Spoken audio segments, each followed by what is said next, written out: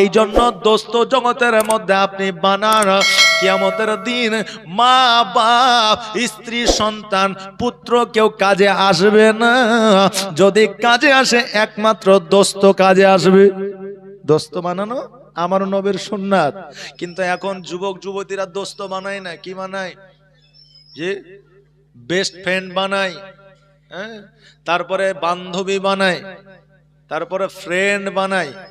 জি, ওই দোস্ত আর বানায় না, দোস্ত বলে ডাকে না, ডাকে জি আর আছে দোস্ত পাতানো আছে, আগে দোস্ত পাতাইতো, আর এখন ফ্রেন্ড, বেস্ট ফ্রেন্ড। আর এই ফ্রেন্ডের মধ্যে বুঝলেন এমন কারচুপি ঢুকে আছে বুঝলেন, যদি আপনার সুযোগ পাই তো পেছন থেকে ছোড়া মেরে দিবে। জি, এগুলো হচ্ছে ফ্রেন্ড। আর দোস্ত যদি হয় তাহলে আপনার জন্য জীবন দিয়ে দিবে, যদি নবীর সুন্নাতে আকীদায় হয়। জোরে বলেন সুবহানাল্লাহ। বাবা যে ভাইরা, এখন তো সুবুদ্ধির চাইতে কুবুদ্ধি বেশি দেয়। এখন বাপ মা যদি কোনো নারীর জন্য জামাই দেখে, মানে মেয়ের জন্য জামাই দেখেছে, যুবতী হয়েছে, মেয়ের বয়স আছে 18 বছর, এখন ওই বান্ধবী মানে ওই মহিলা আরেক বান্ধবীকে যায় বলছে, বন্ধুরে আমার বাপ মা তো আমার জন্য বিয়ে ঠিক করলে, তা আমি বিয়ে করেলি নাকি? তা আরেকজন বান্ধবী বললো যে হ্যাঁ রে, তোর বাপের দেখা জামাইকে যদি তুই বিয়ে করবি, তাই এতদিন তোর পেছনে যে বল্টু ঘুরলো তার কি হবে?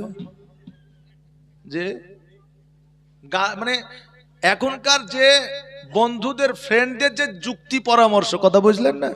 জি, 14ই ফেব্রুয়ারিতে যেতে হবে লালবাগে, তখন ঠিক আছে যাইতে হবে। কিন্তু কোন বন্ধু কি বলেছে চ মসজিদে যাই? বলেছে? বলে নাই। যেতে হবে আজকে সিনেমা দেখতে, কিন্তু কোন বন্ধু কি বলেছে যে চ আরবি শিখতে যাই? বলে নাই। এগুলাই হচ্ছে ফ্রেন্ড, বুঝলেন না?